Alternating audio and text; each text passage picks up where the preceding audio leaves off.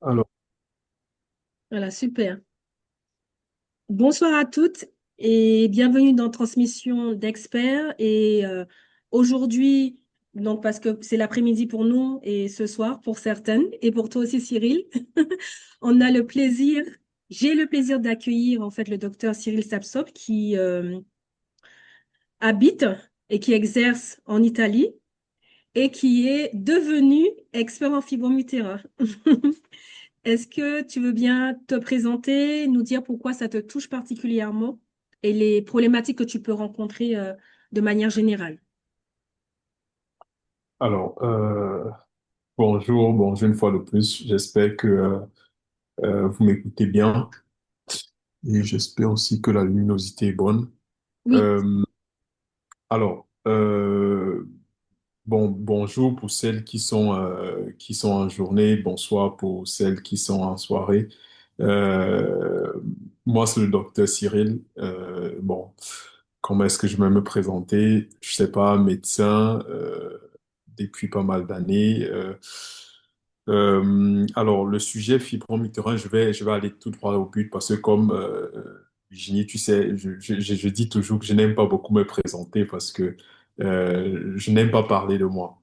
Mais bon, le sujet fibromucurin, c'est un sujet qui me touche particulièrement parce que, comme j'ai l'habitude de dire, c'est malheureusement un sujet qui est très peu connu,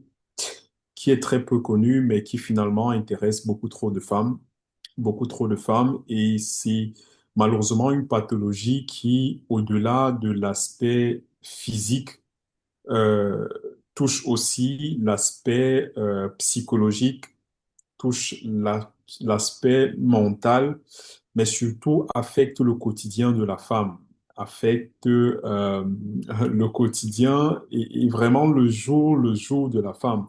Ce qui fait que finalement, ça devient quelque chose qui est très complexe même pour nous à soigner, à traiter, à suivre, parce que là, il faut pouvoir suivre la patiente à 360 degrés au-delà de suivre uniquement cette maladie-là. Donc, c'est pour ça qu'aujourd'hui, ça reste une thématique qui me touche personnellement euh, et qui me touche aussi personnellement parce que moi, j'ai beaucoup de sœurs. Je ne sais pas, peut-être on n'en a jamais parlé. Je viens d'une famille où j'ai beaucoup de sœurs.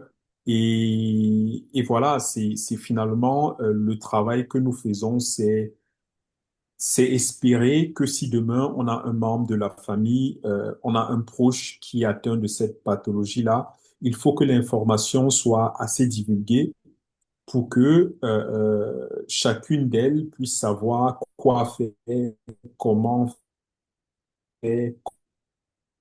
Mais au-delà de ça, le travail qu'on fait aussi aujourd'hui, ce n'est pas uniquement pour les femmes, mais c'est aussi pour les hommes parce que c'est important aujourd'hui d'en parler dans les différentes conférences que je tiens très souvent sur le continent. Il m'arrive, après chaque conférence, j'essaie d'habitude d'échanger avec des personnes. Il m'arrive d'échanger avec des hommes qui disent, finalement, ils comprennent pourquoi peut-être madame avait tel comportement ou bien pourquoi est-ce qu'elle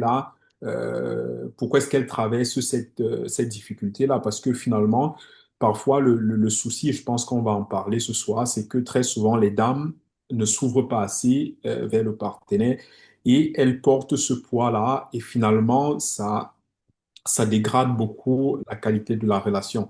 Donc, je pense que le travail qu'on fait aujourd'hui, c'est vraiment pour tout le monde, que ce soit les femmes qui sont nombreuses aujourd'hui, mais aussi pour les hommes, quoi. merci beaucoup. Alors, donc, tu es là pour répondre aux questions. Elles vont poser en fait chacune d'entre elles des questions personnelles. Celles qui n'ont pas pu être présentes m'ont envoyé les questions en amont, donc je les dirai après. Donc, qui veut prendre la parole?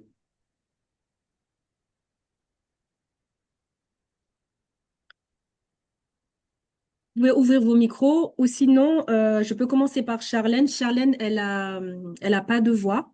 Donc, elle a écrit un message dans le chat. Donc, elle a écrit bonjour à tous. Ma question, j'ai eu une myomectomie en 2015 et aujourd'hui, j'ai à nouveau des fibromes saignants, beaucoup. le plus gros 90 millimètres et 58 millimètres. Et je ne souhaiterais pas à nouveau être opérée. J'ai 40 ans et pas encore d'enfant. Quelles seraient les possibilités? Alors, donnez-moi 2 secondes, je ferme ma porte là parce que D'accord. j'ai...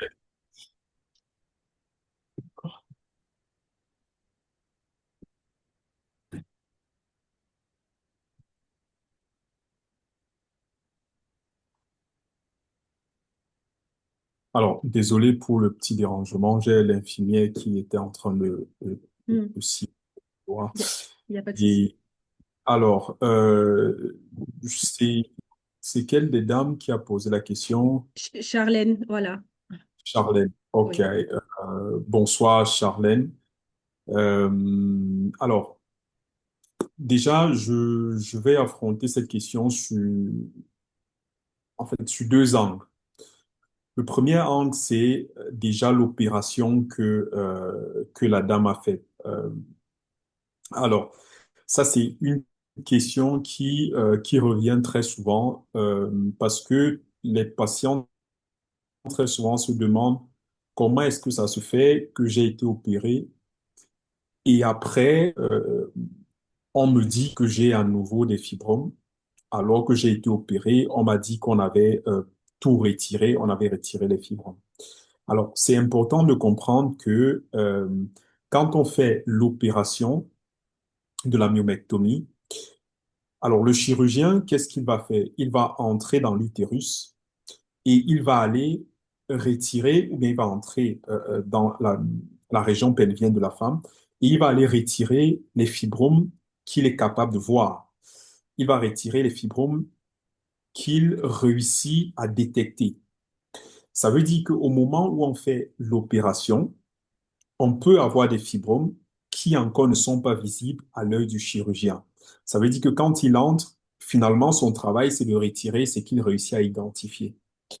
Maintenant, avec le temps, les fibromes, peut-être qu'ils n'ont pas été retirés parce qu'ils étaient trop petits, parce qu'elles étaient trop petites, autant pour moi, vont augmenter en dimension. Et ce qui explique le fait que finalement, on se retrouve à distance de quelques années avec des fibromes alors qu'on a déjà été opéré. Donc ça, c'est la première explication. La deuxième explication, c'est que, alors déjà ici, j'ouvre une parenthèse que je referme rapidement, que je n'ai pas fait au départ. Vu qu'on est, je vais dire, d'être en famille. Euh, je précise que pour celles qui sont très braves en français, mon français n'est pas à la pointe parce que j'aime toujours préciser parce que avant que on commence à se poser des questions bizarres, j'aime toujours dire que mon français, c'est un français que j'ai recollé à gauche à droite parce que j'ai un cursus complètement anglophone. Et j'exerce dans un pays où on ne parle pas anglais depuis des années. Donc, mon français, c'est vraiment, on essaie de recoller les morceaux. Et donc, parfois, il y a des moments où je vais beaucoup réfléchir pour trouver des mots. C'est normal parce que finalement, c'est une langue que j'utilise très peu. Donc, vous allez m'excuser pour ça. Donc, je ferme cette parenthèse et je dis la deuxième raison pour laquelle on peut avoir cette situation, c'est que les fibromes utérins, malheureusement, font partie de ces maladies-là dont on ne connaît pas l'origine exacte. Ça veut dire qu'on sait aujourd'hui, avec les études et avec les cas cliniques, on rencontre que la femme asiatique, la femme européenne, etc. Et aujourd'hui, on sait pourquoi cette femme-là a beaucoup plus de probabilité de développer ces fibromes utérins. Mais on ne connaît pas la cause exacte. Par exemple, quand on sait, si vous avez le paludisme, on sait que vous avez le paludisme parce que vous avez été piqué par par un moustique qui a transporté le virus qui cause le paludisme. Si vous avez je sais pas quoi, je veux prendre quelle autre pathologie. Si vous avez une infection de voie urinaire, on sait qu'il y a probablement un agent, une bactérie qui vous a causé cette infection. En ce qui concerne les fibromes, on n'a pas cette corrélation directe avec quelque chose qui est la cause, et puis on sait que les fibromes, c'est le résultat. Donc, on a beaucoup de facteurs qui interviennent, et finalement, ce qui va se passer, c'est que quand on retire votre fibrome, finalement, vous restez exposé à ces facteurs extérieurs-là, ces facteurs extérieurs qui sont l'alimentation, qui sont votre génétique, qui sont votre balance hormonale. Donc, vous restez exposé à tous ces facteurs-là, et finalement, avec le temps, on a tous ces facteurs-là qui jouent et qui fait en sorte que vous développez d'autres fibromes qui n'étaient pas présents au moment de l'opération. Maintenant, en ce qui concerne la grossesse, euh, disons que on le dit très souvent et je vais le redire encore ici que les fibromes utérins ne sont pas incompatibles à la grossesse. Alors, malheureusement, la réalité, c'est que c'est difficile quand vous avez un fibrome de très grande dimension parce que le fibrome en soi occupe de l'espace. C'est un corps étranger qui se retrouve dans votre organisme, donc occupe de l'espace. Moi, j'aime parfois expliquer en disant que vous devez considérer que votre utérus est comme une chambre. Et dans une chambre, si il y a deux lits, ça veut dire qu'il y a deux lits pour dormir. Si sur ces deux lits, il y a déjà des personnes, la troisième personne, finalement, n'a pas sa place dans cette chambre. Ça veut dire que si votre utérus est déjà occupé par un fibrome qui augmente en dimension, ce qui va se passer concrètement, c'est qu'il n'y aura pas assez de place pour le fœtus. Donc, vous allez avoir une grossesse qui va être très compliquée, mais qui n'est pas impossible parce que à la fin de la journée, on a beaucoup de femmes qui ont eu des fibromes, parfois de dimension importante, mais qui quand même ont réussi à porter une grossesse à terme. Maintenant, la différence se pose beaucoup à plusieurs niveaux. Euh, Parfois, ce sont des choses qu'on ne prend pas la peine d'expliquer aux femmes en consultation parce que malheureusement, comme je le dis très souvent, aujourd'hui, on a cette opportunité-là qu'on est ensemble, on a un peu de temps, on peut parler tranquillement, mais au quotidien, c'est pas ça. Au quotidien, si je dois voir 50 patientes, c'est difficile de trouver le temps matériel pour pouvoir expliquer en profondeur à toutes les patientes, faire passer l'information que j'aimerais passer. Donc, le quotidien du médecin, très souvent, est un peu difficile. J'aime dire ça parce que parfois, quand on me retrouve peut-être en conférence ou bien sur des plateaux, parfois j'ai des femmes qui disent, ah, vraiment, si tous les médecins pouvaient être comme vous, docteur, etc., etc. Et je dis non, je ne suis pas un médecin spécial. C'est juste que on se retrouve dans un cadre où j'ai peut-être l'occasion j'ai pris un peu de temps et j'ai l'occasion de vraiment expliquer les choses. Le quotidien du médecin est très difficile parce que on essaie de donner de l'attention à toutes nos patientes, mais on n'a pas le temps suffisant pour le faire. Bon, après, c'est vrai qu'il y a des médecins qui ont des méthodes qui sont discutables. Ça, je n'en disconviens pas. Mais je vais dire, à la fin de la journée, chaque médecin essaye d'être le plus utile possible à ses patients. Donc, finalement, comme je disais, ce qu'on ne dit pas très souvent, c'est que la différence entre la femme qui réussit à porter à terme une grossesse et celle peut-être qui va avoir beaucoup plus de difficultés va se poser à plusieurs niveaux. Alors, il y a déjà le niveau qui parfois peut sembler banal, mais le niveau de croyance. Y croire, c'est très important parce que le côté psychologique joue beaucoup sur le corps humain. Euh, pour preuve, plus vous êtes stressé, plus vous avez un déséquilibre hormonal qui favorise la croissance de votre fibrome, qui favorise un niveau d'inflammation trop important et qui va aller à l'encontre, dans une direction opposée de celle qui veut porter à terme une grossesse.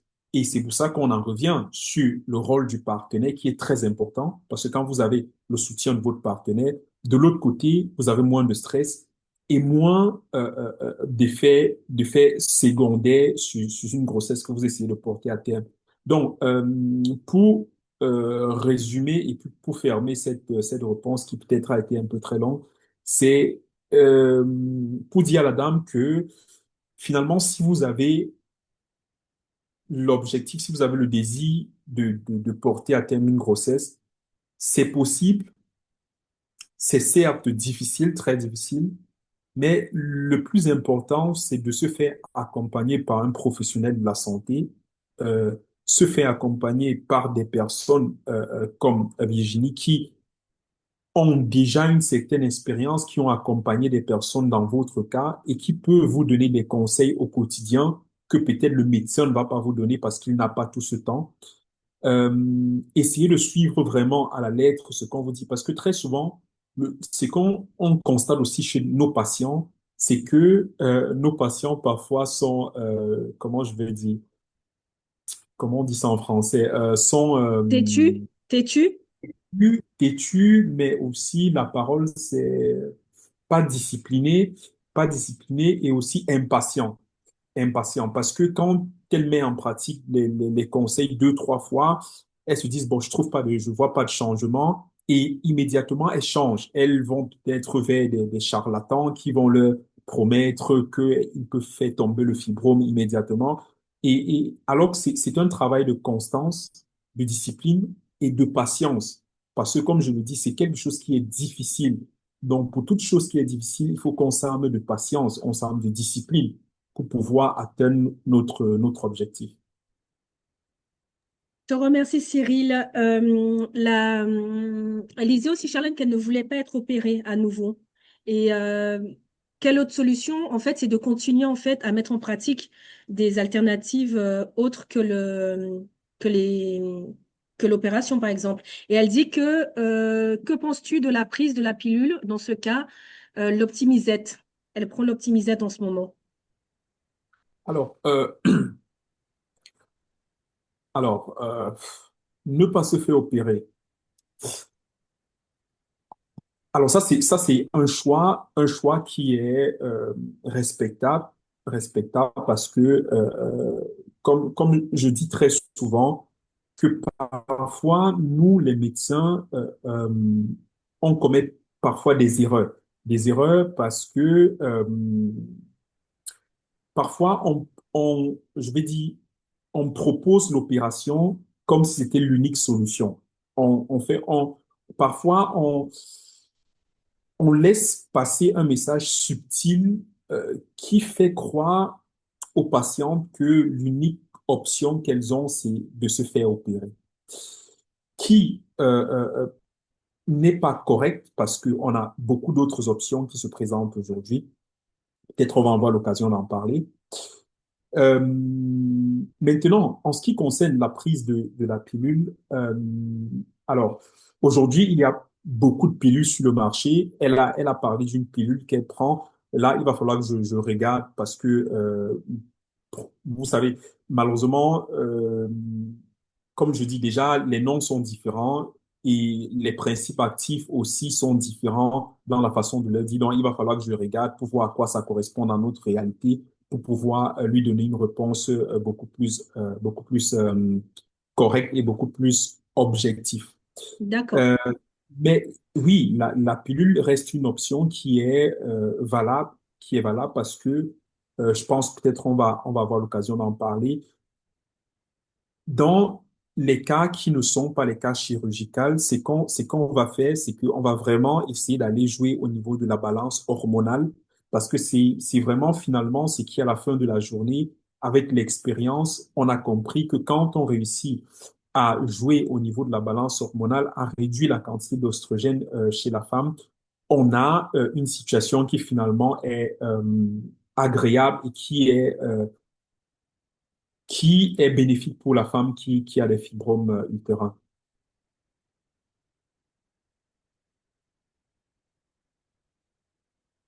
Mon micro a été fermé. Merci beaucoup, Cyril. Je te donnerai le nom des pilules pour que tu regardes les principes actifs. Astrid aimerait prendre la parole. Astrid, est-ce que tu peux te manifester? Parce qu'elle dit qu'elle est dans le même cas que Charlène. Oui, en fait, bonsoir d'abord. En fait, j'ai été opérée il y a 2 ans. J'avais une dizaine de fibromes. Il y en avait 9, pardon, et sur les 9, il y en a 5 qui ont été enlevés et le reste a été laissé. Et 2 ans après, me retrouve avec un fibrome pédiculé à l'intérieur de la cavité utérine. Et alors, selon ma gynécologue, ce serait lui qui engendrait des saignements au milieu des cycles. Donc, enfin, en période ovulatoire, j'ai souvent des spottings, comme on dit. Et, euh, et en fait, la solution qui m'est proposée, c'est encore l'opération, sauf que moi, je suis un peu réticente. Et je suis un peu perdue, en fait, entre la pilule que je ne souhaite pas, parce que moi, j'étais sous Optimisette, et c'est ce qui a aggravé, en fait, les symptômes que j'avais. Enfin, en tout cas, j'ai vu la différence entre avant et après. Euh, et j'ai entendu parler de enfin nouvelles pilules en fait qui auraient de bons résultats. Alors les noms, je crois qu'il y a le Regulix et le Rievox. Je suis pas sûre des noms. Qui seraient assez récents et qui auraient des résultats. Alors je sais pas s'il en a entendu parler et ce qu'il en pense en fait en gros. Voilà. Cyril, c'est à toi la parole. Donc, c'est quoi, Astrid, c'est quoi ta question en fait? En fait, oui, par rapport aux pilules, en fait, est-ce que il a entendu parler de ces nouveaux traitements? Enfin, ce qu'il en pense, en fait. D'accord. Voilà.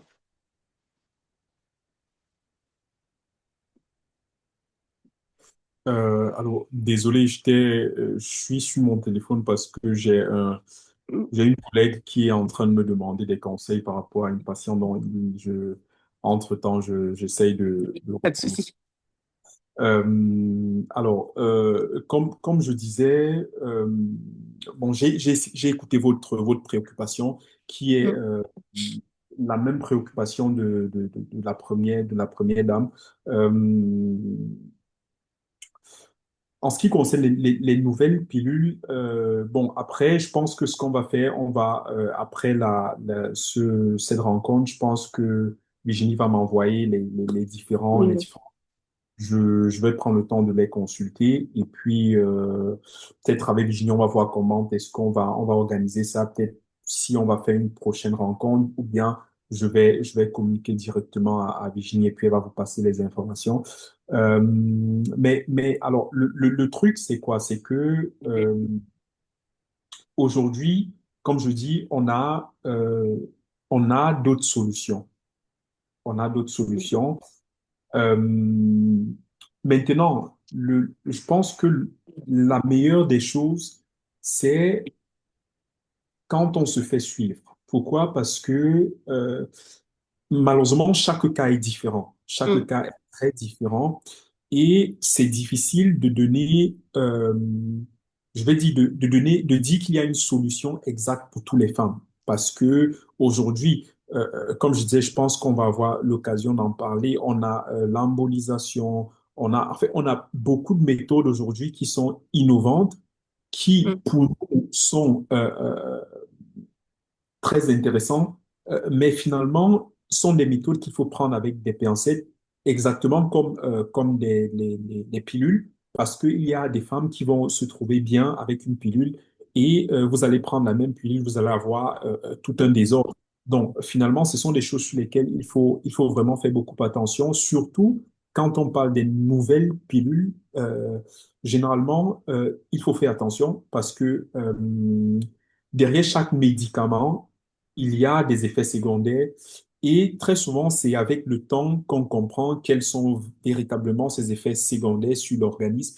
Et c'est avec ce temps et avec l'expérience qu'on a qu'on sait dorénavant comment prescrire ces différents médicaments-là. Donc, je pense que ce sont des choses sur lesquelles il ne faut surtout pas aller à l'aveuglette parce que finalement, ça reste des substances que vous introduisez dans le corps. Et comme moi, je dis toujours euh, à, à mes patients, c'est que pour moi, en tant que médecin, le plus important, ça c'est moi, ma philosophie à moi, après, qui n'est pas souvent très partagée par d'autres collègues, c'est que le plus important pour moi, c'est pas de résoudre un problème immédiat ou bien d'avoir un semblant de solution immédiat et dans 3 ans, revoir une patiente avec 300 problèmes. Parce que malheureusement, parfois, c'est ce qui arrive. On a un nouveau médicament, on est tous contents parce qu'on a l'impression que c'est finalement la réponse. Et après 3, 4 ans, on se retrouve avec des patientes qui ont des pathologies dont on n'a vraiment pas idée et on est en difficulté parce qu'on ne sait pas par où commencer. Donc, j'irai avec un peu plus de calme.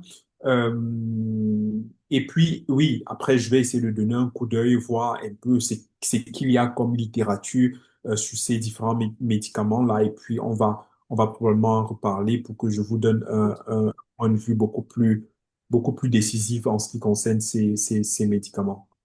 Mhm. D'accord, merci. Merci beaucoup. Qui veut prendre la parole? Moi, j'avais une question. Pardon. Vas-y. Bonjour déjà. Et puis, je vous rassure, hein, votre français, il est très bien compréhensible, hein. Moi, j'avais une question parce que la dernière rencontre avec Virginie, on avait parlé, alors je sais plus c'était quoi le terme, des fibromes qui se résorbaient seuls. Il y avait un terme exact, je sais plus c'était quoi. Euh, et Nécrose. oui, ça doit être ça, voilà. Et du coup, je voulais avoir votre avis sur ben, enfin, enfin, la possibilité que les fibromes se résorbent seuls en dehors de la ménopause, puisque j'ai bien compris que c'est surtout à l'âge de la ménopause.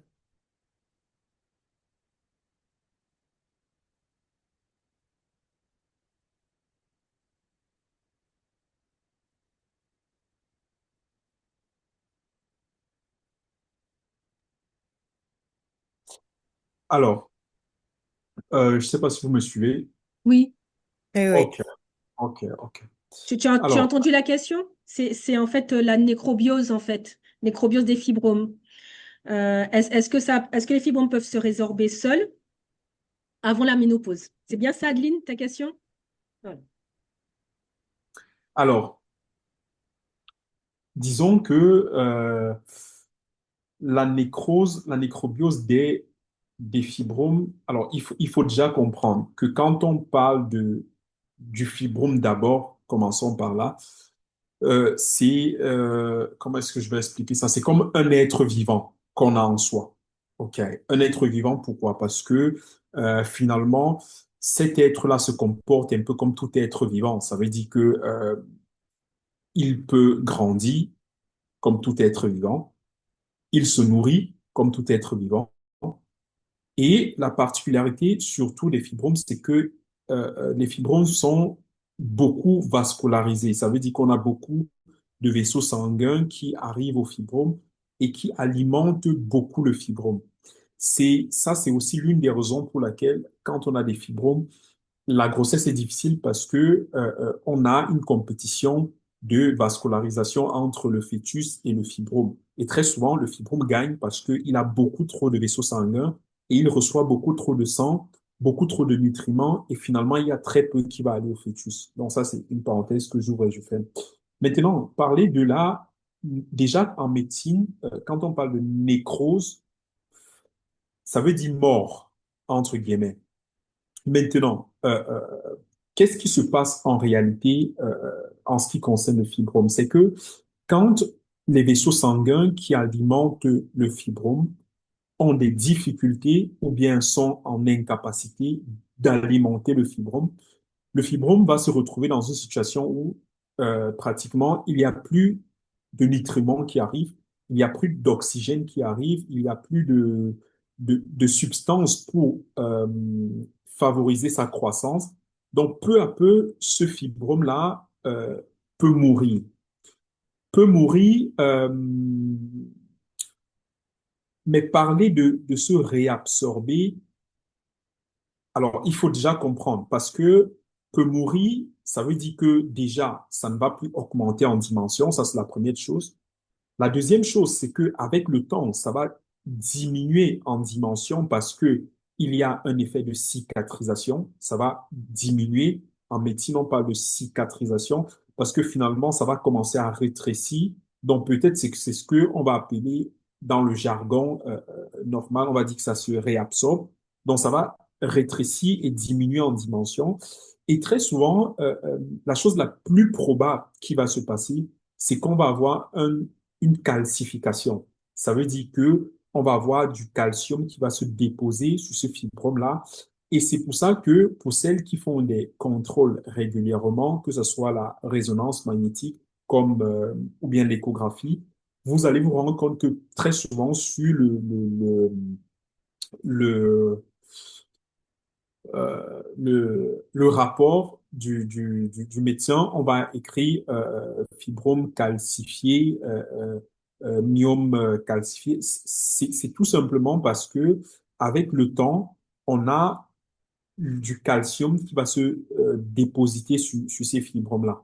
Donc, effectivement, oui, on a la possibilité que le fibrome en soit meurt parce que on a un déficit d'apport en nutriments.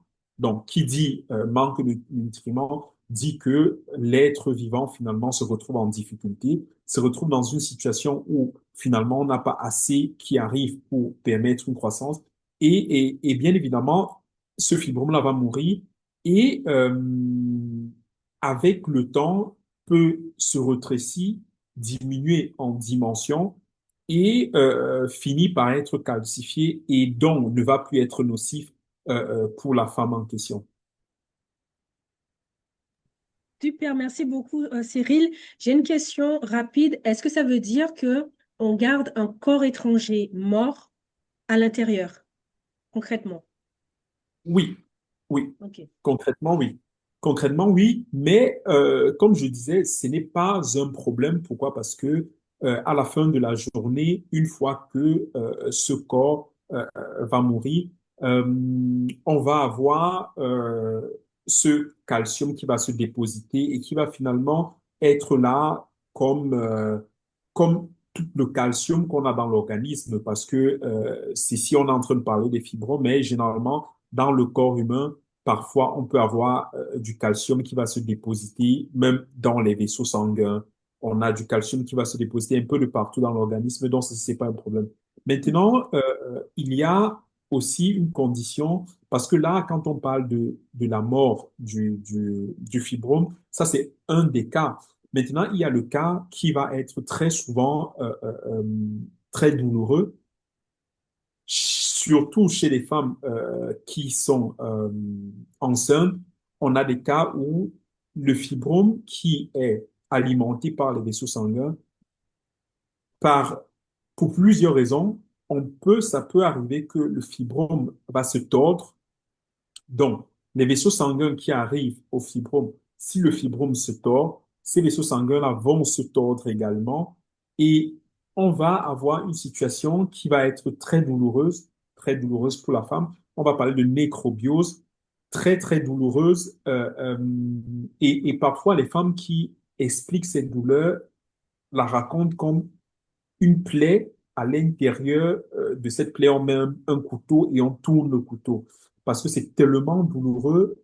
Euh, euh, Bien évidemment, la fin de ce processus-là, c'est que le fibrome va mourir, mais le processus par lequel la femme passe, c'est un processus très douloureux, vraiment, vraiment très douloureux.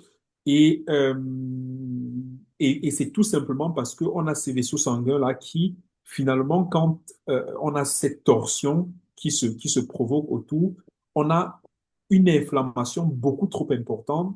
On a un, euh, une information qui part au cerveau aussi, qui est trop importante, qui provoque des douleurs atroces chez cette femme-là.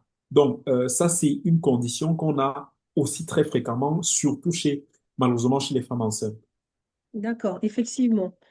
Euh, Cyril, j'ai Déborah qui dit qu'elle est dans la même situation. Donc, Déborah, est-ce que tu veux t'exprimer? Je pense que tu parles de nécrose du fibrome. Oui, Je te laisse oui. t'exprimer. Bonjour docteur. Donc moi j'ai un fibrome, un gros fibrome comme Charlène. Moi, c'est 10 centimètres, 9-10 centimètres. Et en fait, quand on a fait la dernière radiographie, IRM, ils ont dit qu'il est en nécrobiose. Donc, alors là, j'ai vu un professeur très réputé à Bordeaux, et il a dit en fait que c'est pas vraiment, c'est une mort, mais c'est pas une vraie mort. C'est-à-dire qu'il peut revenir à la vie. Donc, il m'a dit, dans mon cas, ce serait vraiment important de me faire opérer parce que c'est pas vraiment, il est endormi en fait. Il n'est pas mort, il est endormi. Donc, j'aurais voulu avoir votre avis parce que il est mort ou il est pas mort. Je veux dire, quand on est mort, on est mort. Mais lui, il n'est pas vraiment mort. Je sais pas à quoi il joue. Donc, j'aimerais bien avoir votre avis C'est pas sur la drôle, question. c'est pas drôle, mais c'est la façon dont tu le dis. Oui,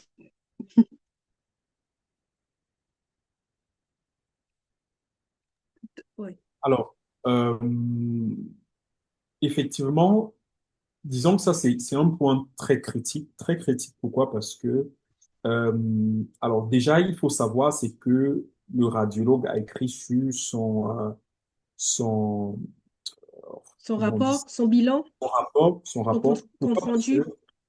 Pourquoi? Parce que, alors, quand on fait une résonance magnétique, c'est très difficile, euh, c'est vraiment très difficile à partir d'une résonance magnétique. Cyril, je me permets de t'interrompre. C'est quoi une résonance magnétique? Parce que ça Alors, ne nous parle pas. une résonance magnétique, c'est un examen. Je ris parce que j'ai la résonance magnétique juste à côté de moi. Donc, C'est pas l'IRM? C'est oui, l'IRM, c'est c'est ça? l'IRM, Ah, exactement. d'accord, ok, d'accord, Bon, merci. désolé, bon, je dis résonance magnétique parce que c'est l'anglais ou bien l'italien aussi transformé en français. Donc, D'accord, ok. vous appelez ça quoi? L'IRM, IRM, IRM, ok. oui. IRM, ok. Je te mettrai dans WhatsApp. D'accord. L'IRM, Non, c'est on sent que tu forces. Non, dis résonance magnétique, ça passait mieux.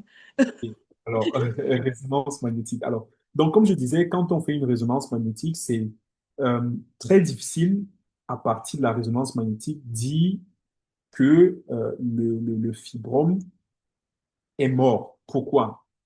Parce que le fait qu'on retrouve du calcium au niveau du fibrome ne veut absolument pas dire que le fibrome est mort. Si, alors dans ce que j'explique, je dis la présence de calcium peut être une conséquence du fait que le fibrome est mort. Mais finalement, comme je vous ai dit, dans le corps humain, on retrouve du calcium déposité un peu de partout. Même au niveau des poumons, pour vous faire un exemple le plus banal possible, on retrouve des dépôts de calcium au niveau du poumon. C'est pour vous dire que finalement, le fait que le radiologue retrouve du calcium au niveau du fibrome ne donne pas la légitimité, ou bien c'est très difficile de dire que ce fibrome-là est allé à l'encontre d'une nécrose.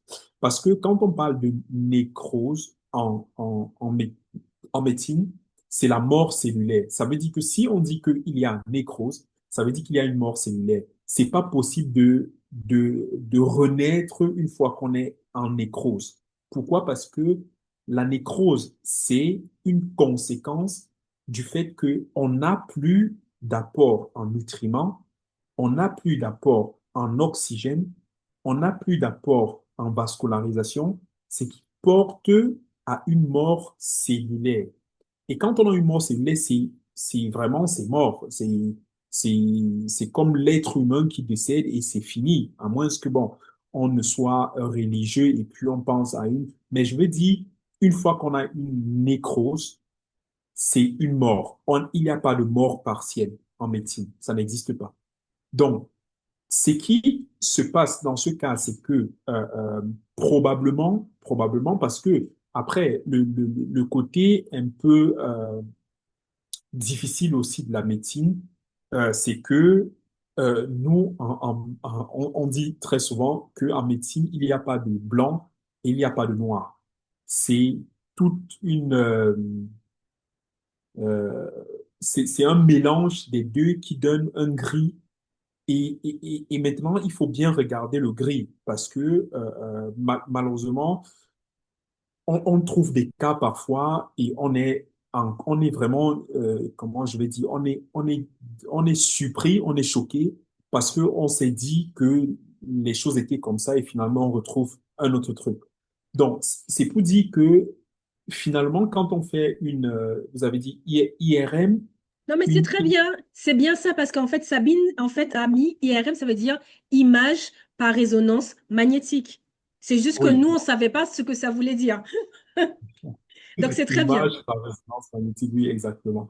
Donc, c'est très Donc, bien. quand on fait un examen comme ça, euh, disons que c'est, comme je dis, c'est vraiment très difficile. C'est vraiment très difficile. Donc, je veux dire, le professeur qui vous a dit que probablement ça pourrait encore augmenter en dimension, c'est sûrement parce que soit quand il a regardé la résonance magnétique, soit quand il a regardé ce que a écrit le radiologue, soit quand vous lui avez dit ce qu'a écrit le radiologue, il a compris justement que le radiologue, peut-être dans son rapport, dit effectivement, je vois du calcium.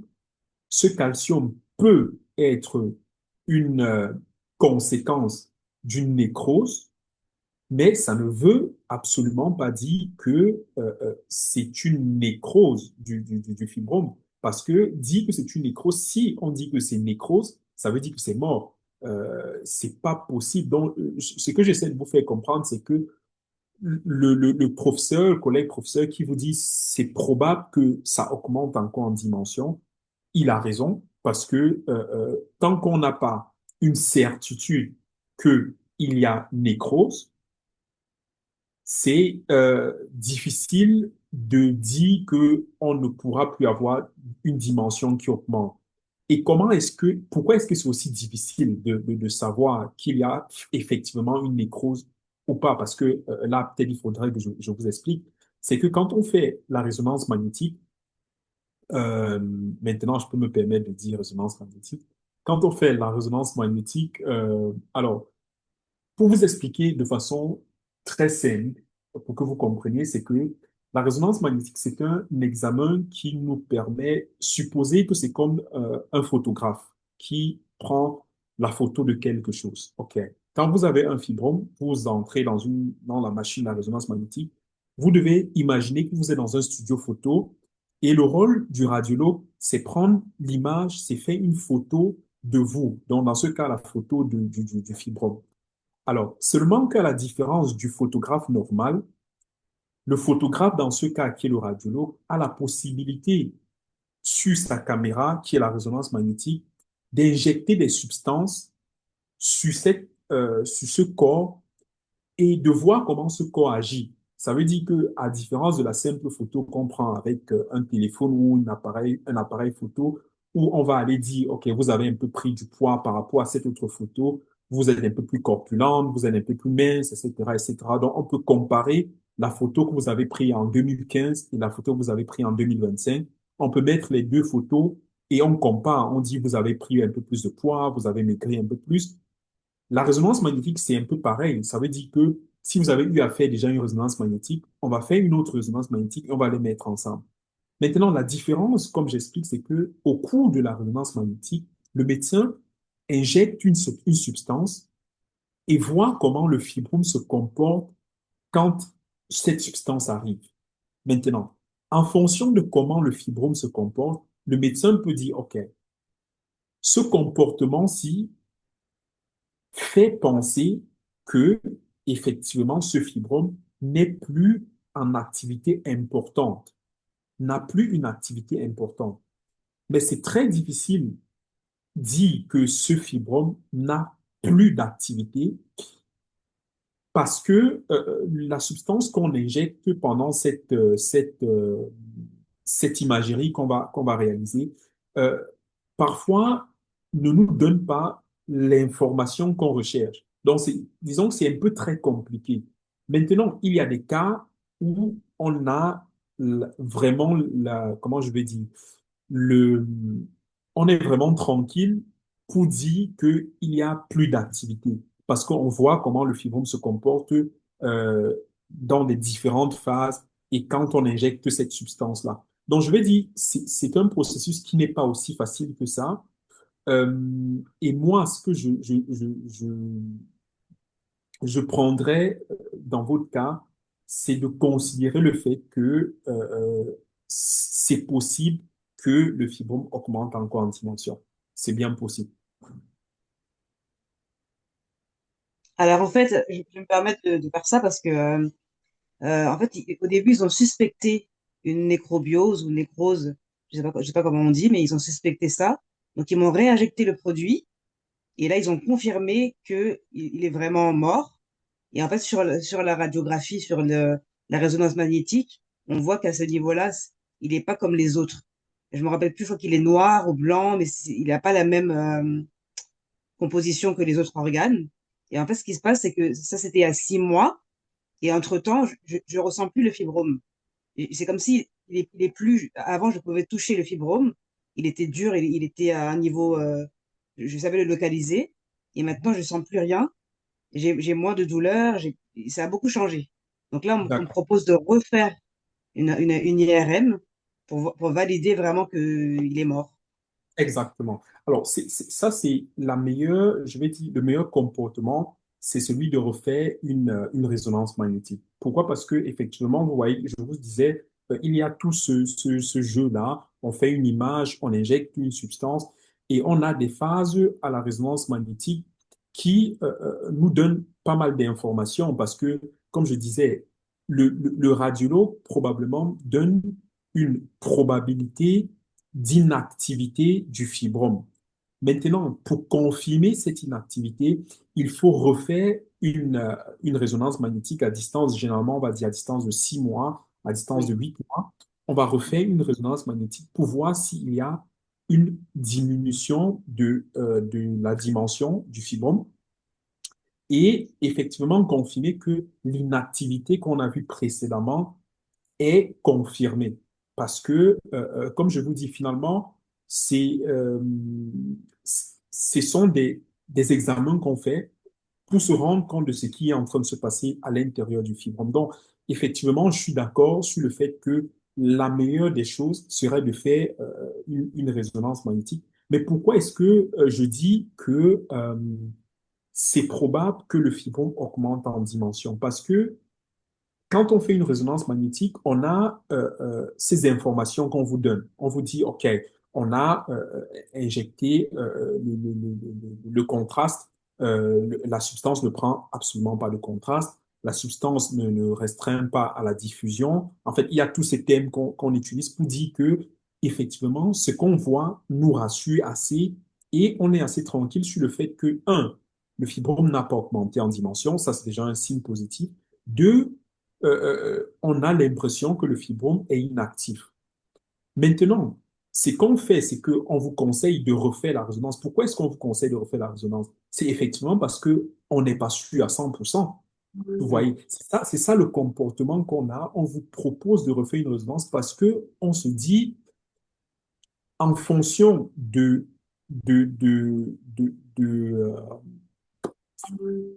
français, en fonction de comment est-ce que on a trouvé le fibrome Mm, mm. et les informations qu'on a données, il faudrait qu'on refasse une résonance magnétique pour être sûr qu'effectivement on a une activité. Et là, on peut être assez à l'aise pour dire que là, on a sûrement une nécrose de ce fibrome-là. Donc, effectivement, oui, la résonance magnétique absolument à refaire. J'ai une autre question, excusez-moi, hein. Parce que là, on a dit que même si le fibrome, il est mort vraiment, mais ma question, c'est est-ce que si je tombais enceinte, ce même fibrome, comme il y aura beaucoup d'hormones, est-ce que ça peut faire une évolution différente? Non, non. Alors, si le fibrome est déjà mort, quel qu'en soit ce qui se passe, la destination finale de ce fibrome-là est de rétrécir parce que une fois que c'est mort, c'est mort. Je ne sais pas comment est-ce que je vais vous expliquer ça, mais vraiment, une fois qu'un corps décède, scientifiquement, on ne réallume pas, je sais pas comment dire. Parce que quand on parle de la mort cellulaire, ça veut dire que les cellules, finalement, sont décédées. OK.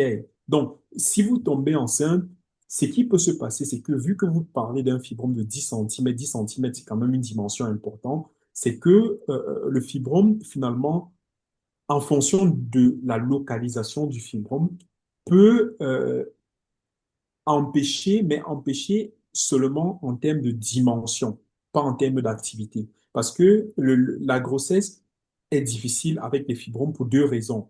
Raison d'espace, donc raison de volume. Comme j'ai expliqué tout à l'heure, il n'y a pas assez d'espace pour tout le monde. Finalement, le fœtus qui est innocent ne sait pas se battre pour affirmer son espace, perd la bataille parce qu'on a un fibrome qui est beaucoup plus imposant, qui est beaucoup plus fort, qui joue le grand frère dans cette chambre-là et puis qui décide c'est moi qui va rester et il reste. On a l'activité aussi, donc le fait que le fibrome est beaucoup trop alimenté, donc finalement, non seulement il occupe de l'espace, mais il reçoit beaucoup trop de nutriments que vous ne pouvez introduire, parce que quand vous êtes enceinte, si vous introduisez, disons, prenons l'exemple, 10 calories, pour faire la chose très simple, et que le fœtus a besoin de 2 calories, si le fibrome prend tous ces 2 calories, le fœtus reste sans calories. Donc, il finalement ne croît pas.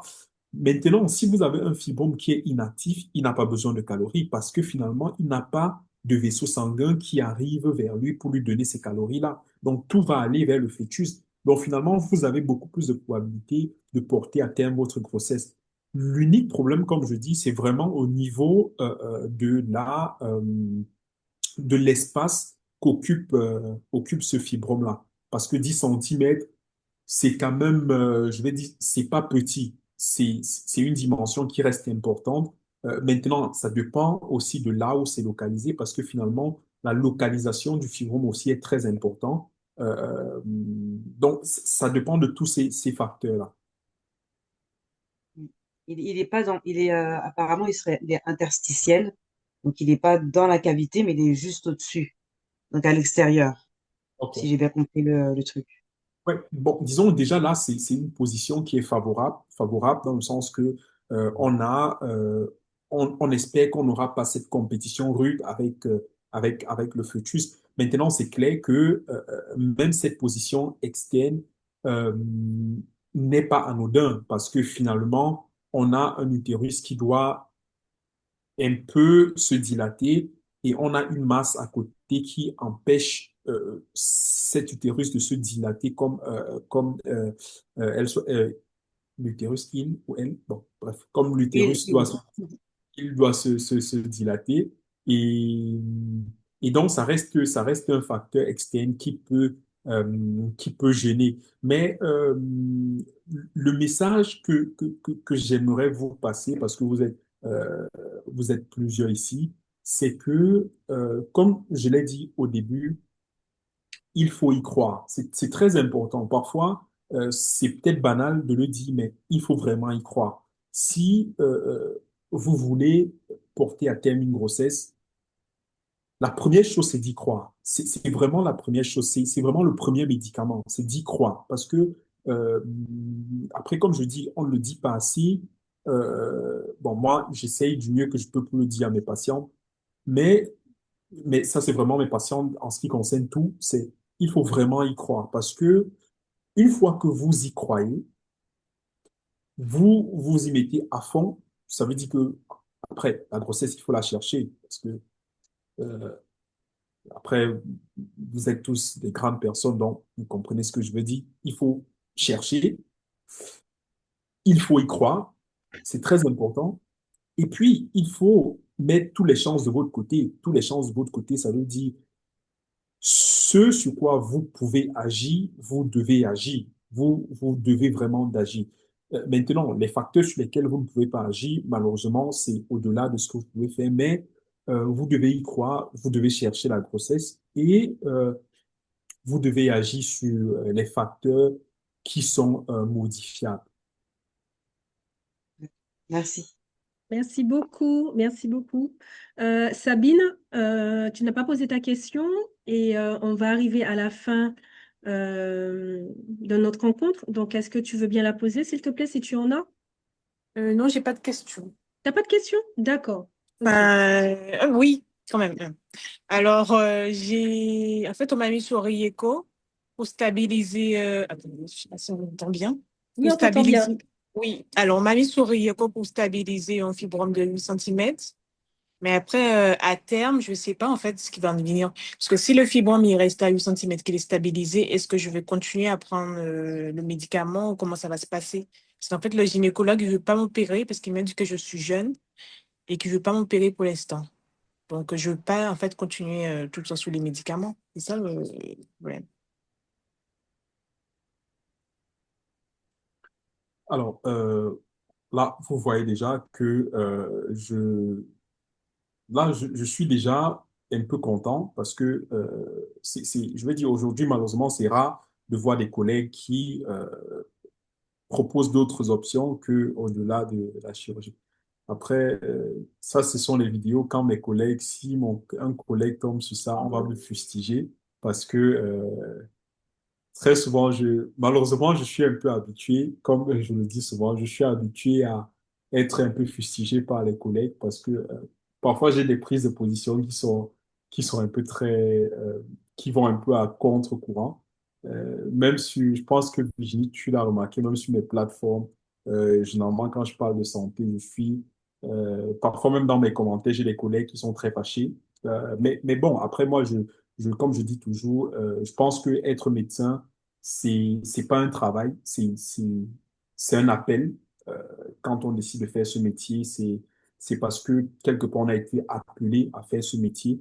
Et, et pour moi, le plus important, c'est pas les chiffres, euh, c'est pas de publier des articles, c'est pas de faire 200 000 opérations pour avoir un gros nom, mais c'est de se dire que on accompagne des personnes qui ont des problèmes au quotidien, qui ont des réalités qu'elles traversent, et il faut être près de ces personnes du mieux qu'on peut, être une figure de référence pour ces personnes, écouter ces personnes, savoir ce qu'elles veulent au quotidien et voir comment est-ce qu'on peut être utile pour ces personnes-là? Finalement, je pense que c'est ça notre devoir. Et donc, déjà très content de savoir que vous avez un gynécologue qui vous a proposé autre chose. Étant donné que vous êtes jeune, je pense que c'est l'une des meilleures options. Essayez autre chose d'abord et voir le résultat. Maintenant, vous avez dit que vous avez été mis sous un médicament, je pense. Euh, Oui, Rieko. Rieco, est-ce que ça, c'est pas, tu ne connais Le pas? nouveau médicament, je crois. En fait, il remplace en complément du décapeptyl et du Sawis, il fait les deux. Ok. Bon, Ouais, mais de toutes les façons, ça te parle pas, en fait, toi, Cyril. Ça te parle pas, ces médicaments. non, Pas non, non, trop. ça me parle pas. Malheureusement, on a des Ouais. réalités qui sont parfois trop différentes. Donc, je Ah. vais prendre le temps de regarder tout ça et puis je vais vous revenir. Est-ce que, Et Cyril, excuse-moi, est-ce qu'il faut les noms des médicaments ou il faut les principes actifs? Juste le nom? non, non, du moment où j'ai le nom, le principe actif, je vais le trouver. Si D'accord. vous dites le principe actif, c'est facile, mais même si j'ai juste le nom, le principe actif, je vais le trouver sans problème. D'accord. OK. Merci. Et donc, oui, je vais faire ça pour vous. Je vais essayer de regarder tout ça. Et D'accord. puis, et puis on va en revenir, quoi. D'accord. Cyril, il y a une dernière question. C'est d'une femme qui n'est pas présente.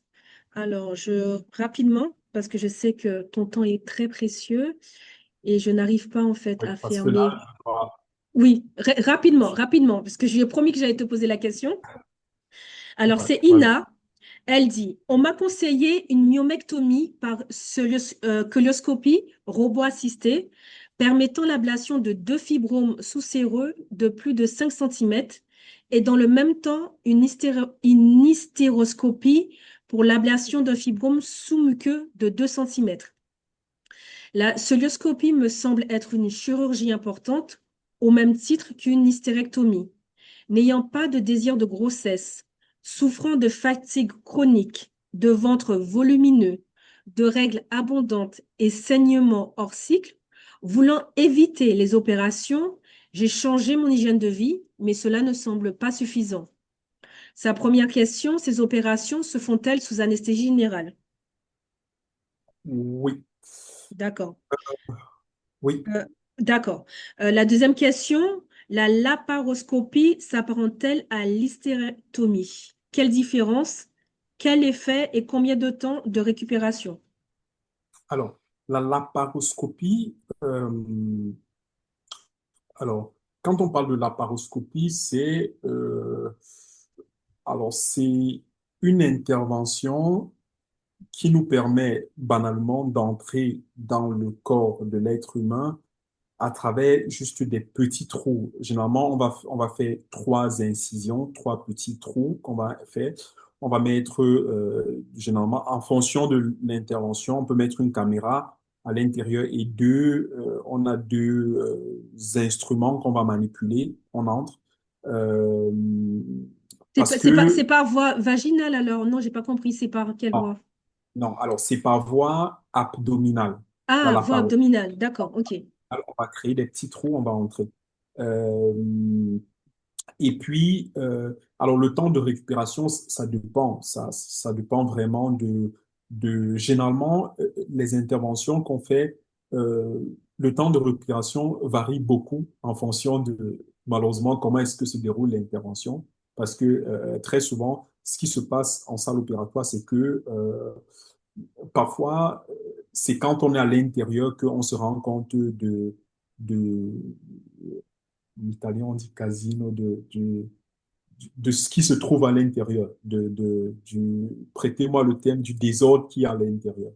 C'est pour ça que parfois, on a des interventions qu'on va dire, bon, ça c'est une intervention qui va faire 1 heure de temps, et on se retrouve en train de faire 7 heures de temps en salle opératoire parce que une Ah, il y a fois qu'on des... entre, D'accord.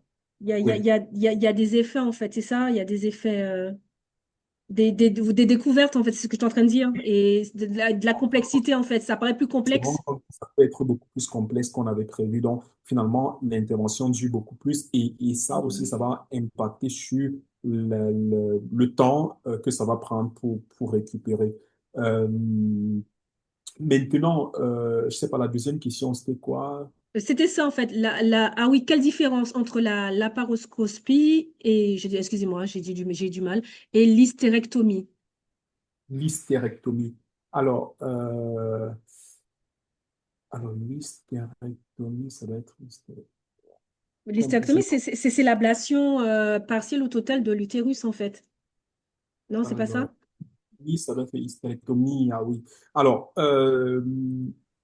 c'est vraiment deux choses qui n'ont vraiment rien à voir parce que l'hystérectomie, c'est concrètement retirer l'utérus qui peut être très, très souvent, quand on va parler de l'hystérectomie, c'est vraiment retirer l'utérus complètement. Maintenant, en fonction des réalités, on peut parler de complet, total, quand au-delà de l'utérus, on va retirer aussi les ovaires, et partiel quand on retire uniquement l'utérus, parce que objectivement, l'utérus, une fois qu'on s'attaque à l'utérus et on pense se retirer, on ne peut pas couper l'utérus en moitié et retirer juste une partie. C'est très, très compliqué. Donc, soit on retire complètement l'utérus, soit on retire l'utérus aussi avec les ovaires.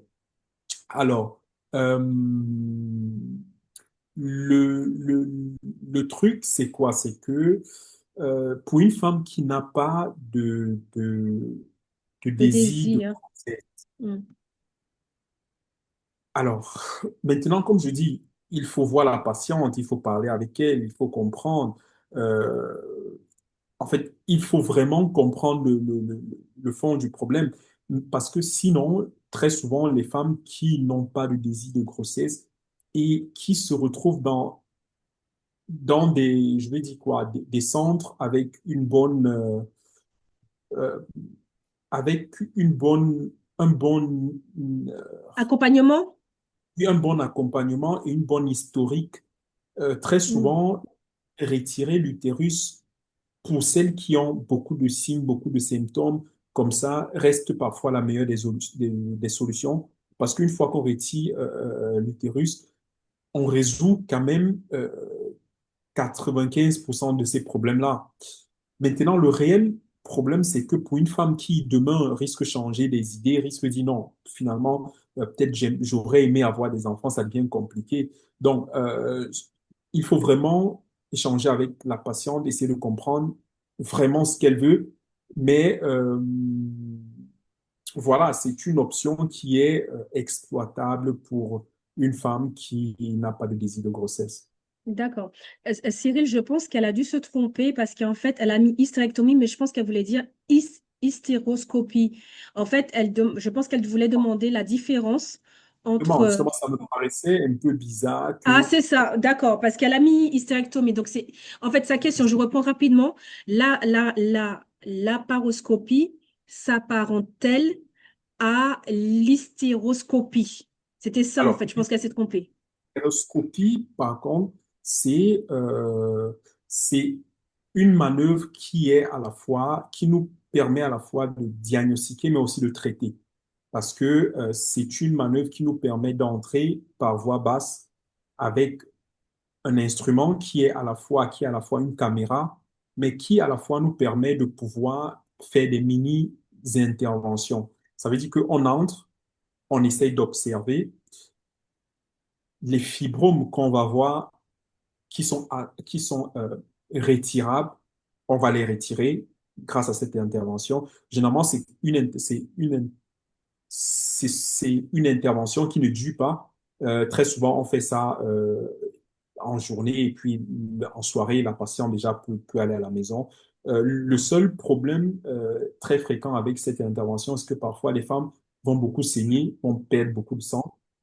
Mais c'est quelque chose qui arrive très souvent, c'est à l'immédiat, c'est immédiatement.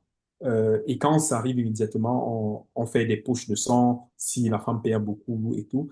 Euh, donc, c'est un peu ça le truc avec cette méthode-là. Alors que l'autre méthode, comme je disais, c'est vraiment, on entre avec des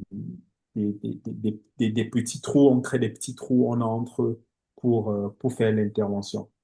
D'accord, très bien. Et la dernière, et après vraiment, on va pas abuser de ton temps, elle dit que dois-je vérifier auprès de mon gynécologue avant ma prise de décision ou opération? Est-ce que tu aurais des conseils à lui donner, par exemple, s'il te plaît? Alors, le conseil que je peux donner, c'est de parler avec son gynécologue de façon franche, d'expliquer ses peurs, euh, expliquer surtout, essayer d'expliquer vraiment ses peurs parce que, alors, euh, malheureusement, il n'est pas là parce que moi, en face d'une patiente comme ça, je saurais lui faire parler parce que après, c'est aussi ça.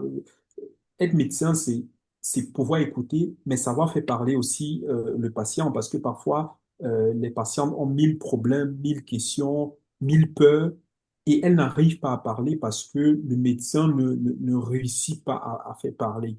Donc, et puis, c'est pour ça que je dis parfois, si on se retrouve avec un médecin qui malheureusement n'a pas ce truc-là, on peut changer de médecin, on peut changer, on peut écouter l'avis d'un autre expert. C'est important, surtout parce que là, on parle de votre santé, on parle de vous, parce que après, moi, je dis souvent, quand on touche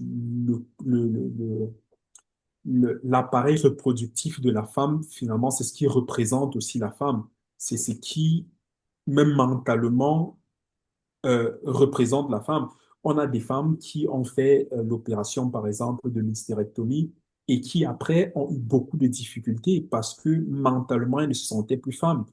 Juste parce qu'on a retiré l'utérus, même si elles ne voulaient plus avoir d'enfants. Donc, je vais dire, mon conseil, c'est vraiment de s'ouvrir à son gynécologue, expliquer vraiment tous ses peurs, expliquer ses doutes, prendre du temps pour réfléchir, euh, euh, euh, se rapprocher, peut-être essayer d'écouter un autre médecin. Et puis, je te dis, Cécile, Virginie, tu sais, je t'ai dit, moi, pour toi, je serai toujours disponible. Donc, Merci beaucoup.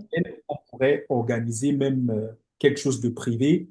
J'échange avec elle personnellement pour vraiment comprendre, parce que c'est une décision vraiment importante à prendre. Tout à fait. Effectivement. Mm. Tu as raison. d'intervention. C'est important et il faut vraiment pouvoir s'ouvrir à un professionnel de la santé qui peut nous dire, en fonction de nos peurs, en fonction de notre réalité, nous dire non, je te conseillerais pas de faire ça, ou bien oui, je pourrais te conseiller de faire ça. Donc, je te le dis, on pourrait le D'accord. faire. Non, D'accord. Cyril, est-ce que tu fais des consultations par téléphone, par exemple? non. Ah, tu fais pas de consultation par téléphone. D'accord. OK. Donc, ce serait vraiment pour moi. Oui, Pour, oui, oui, oui, d'accord. pour- OK. tout à fait. Et tu es en Italie. J'ai elle n'est pas présente, une de mes clientes qui voyage, elle est hôtesse de l'air et elle transite parfois en Italie. Et elle aimerait savoir où tu exerces pour venir te voir en direct. Là, tu pourras l'accepter ou pas? Oui, oui, oui, sans problème. Je suis à Oudiné, dans la ville de Oudiné. Ah, Après, je faudra vais me- t'écrire. Ah oui, Je vais t'écrire. écris-moi. Ah, parce que là, en plus, avec l'accent ou dîner, je ne sais même pas comment ça s'écrit. Oui, C'est bon. écris-moi et je vais lui transmettre où tu es D'accord. et qu'elle D'accord. prenne contact avec toi pour un rendez-vous. D'accord. Merci, Je t'en. merci d'avance pour elle. Merci beaucoup, Cyril. Est-ce qu'on a dépassé le temps? On va te laisser partir. Merci d'avoir été là avec nous. Et puis, je t'envoie les différents noms de pilules et de médicaments. Et dès que tu peux, je sais comment c'est serré, tu pourras prendre le temps de me répondre. Merci D'accord. encore. D'accord. D'accord. Merci à toi Merci Oui. beaucoup. et Merci. Tu, tu, je, tu je peux, vous Merci. souhaite tu peux te passer. déconnecter si tu veux. Et puis, je vais rester un petit peu avec elle pour faire le Merci. point. D'accord. Je vous salue. Passez une agréable soirée Toi Merci et aussi. beaucoup. Bon Bonne courage. soirée. Merci. Bonne soirée. voilà, ciao, ciao. Ciao, bon courage. Comme ici. Alors les filles, ça a été? Mm. Oui? Ouais. Ça vous a aidé? Il est vraiment différent parce que je trouve qu'il est vraiment à l'écoute. Vous voyez, il n'y a Ouais. pas beaucoup de médecins. Là, je sentais qu'il fallait arrêter parce que, vous voyez, même il a pris ce temps-là, mais il était quand même à l'hôpital. Donc vraiment, comme il a dit, les conseils, n'hésitez pas, qu'il faut prendre du temps aussi. Ça met du temps pour voir les effets, de ne pas se décourager. Et tout ce qui concerne opération, médicaments, ne pas hésiter à avoir d'autres avis médicaux. Je sais que ça peut être prenant de tout le temps voir des médecins, mais en fait, vous connaissez votre corps et n'hésitez pas à avoir le maximum d'informations avant de prendre une décision aussi importante que retirer l'utérus. Même lui qui est médecin, vous avez entendu, Mm. j'ai senti une certaine réticence. Mm. Donc, en fait, lui, sa philosophie, c'est oui, il croit, oui, effectivement. Oui, Charlène, totalement, il l'a dit. Croire à la guérison, croire à une amélioration, croire à la grossesse. Oui, c'est vrai. Parce que tout se joue dans le mental. Et parfois, c'est le mental qui bloque tout. C'est comme les hormones. Lorsqu'on a un dérèglement hormonal, eh bien, ça passe par le cerveau. C'est le cerveau qui, le chef d'orchestre. Donc, c'est sûr, les facteurs qui vont faire qu'on aura des équilibres hormonaux, ce sera en fait notre environnement, notre hygiène de vie, notre mode de vie. Mais ça va toujours passer par le cerveau. Et oui, c'est pour ça que je lui ai demandé s'il faisait des consultations à distance par téléphone, parce que ça aurait pu être sympa aussi d'avoir son avis encore plus personnalisé avec vos Ouais. IRM, etc. Mais malheureusement, il faudra prendre un billet d'avion ou prendre la voiture. Mais j'ai vraiment voulu, vous voyez, il a même dit, voilà, c'était pour qui? Pour Ina. Pour Ina que exceptionnellement, vous avez vu, qui pourrait l'aider parce qu'il a besoin d'écouter, d'échanger avec elle. Et lui, il est vraiment un médecin à l'écoute. J'essaierai de voir si je peux le faire venir en Martinique et pourquoi pas au congrès en fait du fibromutérin. Ce Mm. serait Ah bien ouais. Ouais. Ouais. d'avoir une autre vision. Mm. Oui. Voilà, même avec son français, je trouve très bien, c'est très drôle justement. Oui. Surtout que c'est pas sa langue maternelle. S'il parle tout le temps anglais et italien, c'est sûr qu'il s'embrouille. Alors Astrid dit, je suis contente quand il a dit que ce n'est pas forcément parce que l'on ne veut pas d'enfant que forcément on va accepter l'idée de l'hystérectomie. Oui, tout à fait. Oui, oui, oui. Non, non, mais il a dit en fait, s'il n'y a pas de raison de... Pour lui, en fait, la chirurgie, l'opération doit rester vraiment en dernier recours. C'est trouver toutes sortes d'alternatives, toutes sortes de solutions avant d'arriver en fait à cette décision-là. C'est vraiment sa philosophie. C'est pour ça qu'il dit, il se fait fustiger, C'est rare, ça. euh, oui, par ses collègues, parce qu'en fait, il va à l'encontre de ce qui se fait, de ce qui se dit. Vous pouvez le suivre sur WhatsApp, mais il est WhatsApp, sur Instagram, mais il est beaucoup plus présent sur TikTok. Il a beaucoup de D'accord. vidéos sur TikTok et il a écrit un livre aussi, Le danger de l'ignorance. Donc, c'est D'accord. vraiment ça son but, Mmh. le danger de l'ignorance. Je vous mettrai aussi ses coordonnées. Si vous voulez commander, il y a un numéro qu'il faut contacter. Donc, D'accord. et il y a un chapitre sur les fibromes. Mais ce livre-là, à part le chapitre sur les fibromes, je trouve bien parce qu'il essaye de mettre à la portée de tous, de vulgariser en fait la médecine. Vous voyez, il a donné plein d'images pour nous essayer Parce que c'est tactique, hein. Si on n'a pas fait de médecine, on ne comprend pas. Et donc, il essaye toujours d'imager, de se mettre à notre niveau pour qu'on puisse se comprendre. Et merci parce que vous avez été vraiment au top. Vous avez été là, vous avez suivi, vous m'avez aidé aussi à diriger quand ben, je faisais des erreurs ou quand ben, je ne comprenais pas. Donc, franchement, merci. Je vais remettre les noms des pilules. Vous allez me dire si c'est correct dans l'orthographe pour que je puisse lui transmettre l'information la plus fiable possible pour qu'il ait juste à rechercher en fait les infos et pas lui donner du boulot supplémentaire si on n'a pas la bonne orthographe. Virginie, Oui. lui, c'est un gynécologue obstétricien, ça? Non, il est médecin Non. généraliste, mais je crois qu'il fait une formation en radiologie, en tout cas interventionniste, et puis il a travaillé en fait aux urgences. C'est pour ça que je voulais qu'il se présente, qu'il parle de ses différentes formations, de ses différentes expériences. Mais là, il a été un peu timide. Mais en fait, pourquoi il est devenu spécialiste en fait des fourmis de terrain. Déjà, de par ce qu'il disait, je ne savais pas, il a des sœurs, donc ils se sont concernés en tant que frères. Et ensuite, parce que 70% de la patientèle, est féminine. Et ce sont des femmes qui ont des fibromes. Et ça, il explique dans l'épisode de podcast que j'ai fait avec lui. Il D'accord. détaille un petit peu plus. Donc, c'est pour ça qu'au fur et à mesure, c'est venu aussi à lui. Déjà, ce que je vous disais, en fait, pour qu'un médecin devienne expert, c'est qu'il faut qu'il soit passionné par le sujet et ensuite, au fur et à mesure, développe son expertise. Et c'est carrément ça. C'est pour ça, en fait, il peut te parler autant d'opérations, autant aussi bien d'opérations que de médecine de manière générale, parce qu'il a touché à tout ça, en fait. Il opère aussi, ou il est en cours, et puis voilà. Aux urgences, je peux te dire, quand tu passes aux urgences, tu as quand même tu vois quand même pas mal de cas différents aussi. Donc, il n'est pas spécialisé fibrome, mais il a eu beaucoup d'expériences qui lui permettent d'être expert. Voilà. D'accord. Moi, j'avais une question parce que du coup, j'ai pas eu le temps de lui poser, mais Ah, oui, il disait que l'hystéroscopie oui. pouvait créer des saignements. Oui, il a dit ça, oui, oui, oui. Ah, parce Parce- que en fait, je vais en passer demain ah, et parce que oui. c'est le bilan post-opératoire comme je me suis fait opérer au mois d'août Ouais, et du coup, je savais pas que il y avait des ben, saignements non, après. mais moi j'ai compris que c'est lorsqu'on opère, parce qu'il On disait que opère. Ah, c'est quand on opère, l'hystéroscopie, d'accord. Oui, l'hystéroscopie, c'est aussi un examen, oui, voilà, puisqu'en c'est ce fait, que je vais ils faire. introduisent des caméras, mais Oui. en fonction de ce que vous aurez échangé, cet examen peut se transformer, ou peut-être c'est un autre jour, peut se transformer en opération. Et c'est là où tu peux Ah, saigner. d'accord, De, oui, de puisque toute avec l'opération, enfin, on m'a opéré par hystéroscopie. Pardon, fille, je vais y et, arriver. et tu as eu des saignements après, Oui, ou j'ai eu des pas? saignements après, Oui, oui. ben voilà. Mais là, enfin, normalement, c'est juste voilà le contrôle pour savoir Oui, si tout voilà. est, voilà, si Mm. tout est parti. Mais voilà, j'ai pas prévu de signer, donc c'est pour ça que Oui, voilà. Oui, je oui, oui, oui. m'interrogeais. C'est pour ça, c'est vrai, c'est pour ça que je dis, je ne suis pas médecin, c'est bien d'avoir des médecins parce que entre les termes, on peut se tromper parce que je me Mm, trompais entre hystérectomie et mm, hystéroscopie. C'est pour ça que je n'avais pas compris qu'elle s'était trompée en fait. Donc merci mm. Déborah, c'est bien vous suivez. Vous étiez vraiment présente.